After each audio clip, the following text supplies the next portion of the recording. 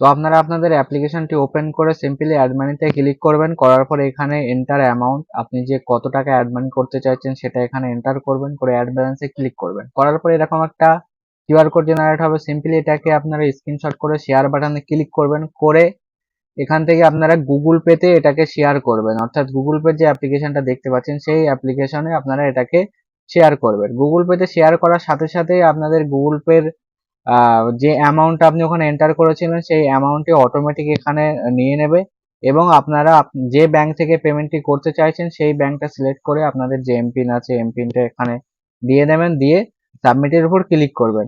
সাবমিটে ক্লিক করার পরে আপনাদের পেমেন্টটি এখান থেকে সাকসেস হয়ে যাওয়া পর্যন্ত ওয়েট করবেন।